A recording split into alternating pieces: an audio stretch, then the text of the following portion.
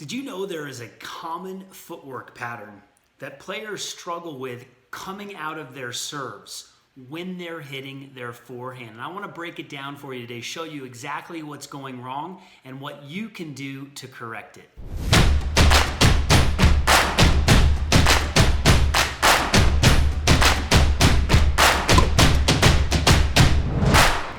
Jeff Salzenstein. I'm the founder of Tennis Evolution, one of the leading online tennis instruction websites in the world.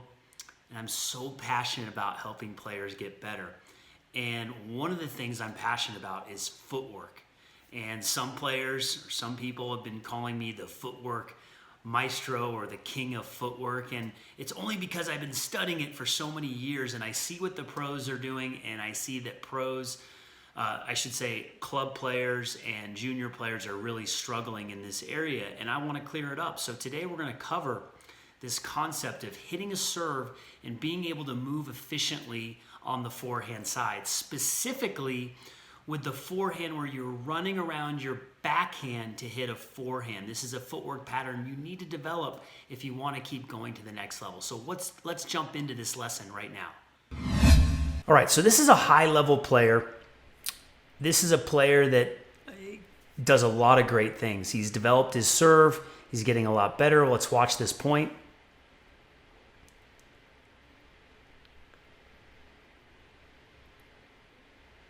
And to the naked eye, you would say, okay, well, what's the issue with the forehand? He hit his serve and then he hit his forehand. He made it. Well, I want to break down some subtle things that you wouldn't normally see unless you really knew what to look for. So first off, let's talk a little bit about the serve before we get into the forehand. Now, the serve here, I love.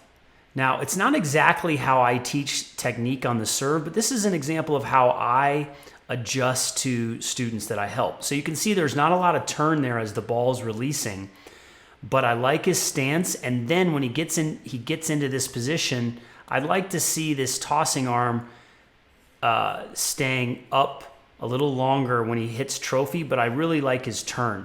Again, there are things that he can develop, but he's getting good pop on this serve. I like how he's finishing on the right side of the body right there. That looks very professional. You'll see a lot of pros finish there. But as I talked about in the beginning of this video, we're going to focus on the forehand here. Now, you can see how he comes out of the serve, and he's in the backhand corner. So he's in a great position to hit a first ball forehand, which is what you want. If you've studied the pro game, you know that if these players are serving and hitting forehands on their first shot, they have a much greater chance of winning the point. But when they hit their forehands, that forehand's got to be big and penetrating. So you can see he's positioned nicely, ready to hit a forehand here. And you're going to see the split, which I like. Now this return, you can see this is the ball right here. The return is coming through the middle of the court. And this is where things start to break down for this player. And you probably didn't notice right off the bat, but I want you to notice his movement now. So he comes out of the split right here. And this ball, as I mentioned, is coming through the middle. So what he should do here is he should move essentially with both feet moving together and start to shuffle around the ball.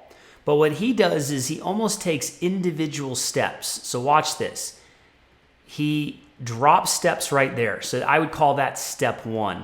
So even though he kind of picks this foot up like this, I wouldn't really call that a step per se. I'm going to call this the step. So this is a one step, okay?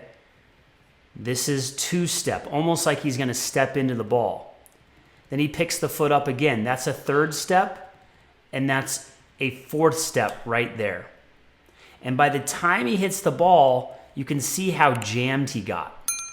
So his whole spacing, the way that you move around a ball, was inefficient. He basically, and I see this with a lot of club players, they actually turn sideways more. They'll drop this foot right here, and then they'll get completely sideways.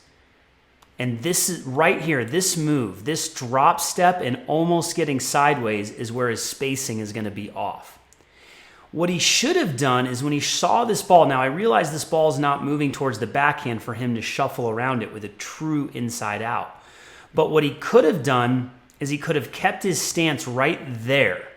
in that position, semi-open, and then he could have started shuffling left or right. And in this case, he could have almost shuffled up to the ball. He could have shuffled up this way, where he could even step forward with this foot and then load this leg. Or he could have shuffled a little bit to the right or a little bit to the left. But the whole idea is that you're shuffling more instead of that's a step and a step and a step and a step. It's a lot of wasted movement. And he basically just stepped himself right into the ball where he got too close to it. We should have see how the ball's moving. It's coming from this angle this way. All he needed to do was shuffle around the ball and almost move a little bit to the left, like right here. When he noticed that the ball was coming this way right here, his mistake right here would have been a shuffle to the left, maintaining this stance. Instead, he steps across a little bit with his left foot, and now he's almost stepping into the ball. And now he's too close to the ball, and he can't really flatten out that shot. And because he doesn't hit that ball that heavy, then his opponent just took one step across and was able to neutralize and get it over to his backhand. And then he ends up missing that backhand long. So, yes, people would say, okay, he missed that backhand long. He needs to improve this backhand. But in my opinion, he actually lost the point because he was in control with the forehand and he didn't do enough with this ball. That's what's so critical, is that serve and first ball forehand, to be able to hurt the opponent with that shot right there. Make the ball maybe go a little bit wider, a little bit faster, stretch him out a little bit. Then he could maybe even get a forehand on the next ball and go inside in. So now I want to show you an example of how the footwork could be a little bit different. So here's an example of, it's a different type of ball. I understand that, but I come out of the split and I want you to notice how I move around this ball. So watch how the feet are moving together. So even though this foot right here touches down first, this foot is moving with it. And then watch how I shuffle one more time right here. So I turn a little bit sideways there, but you can see how right here, these feet are moving together.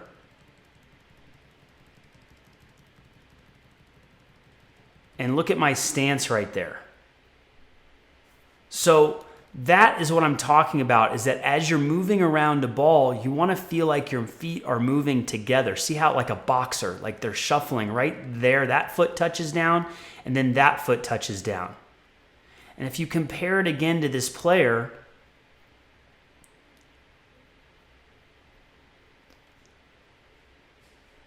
it's almost like there's no hopping or no shuffling. So there's a little bit right there, but then from this point on, he loads, he steps, he steps, he steps.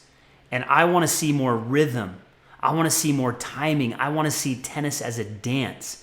You want to become a footwork maestro on the court, and that involves moving with the feet together like a boxer.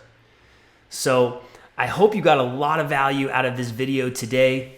Make sure that you're subscribed to the channel and you turn on your notifications. Also, before you go today, I want to offer you a free gift. You can click the link below or somewhere in this video, and you're going to get access to a free membership, and you can access it on the Tennis Evolution app. We're giving away 21 free lessons, no credit card required, no money down. It's absolutely free, no gimmicks. I just want you to try out our app, absolutely free. Get access to these lessons covering the serve and the forehand and the backhand and strategy and injury prevention and flexibility, all this great stuff that's going to help you get to the next level.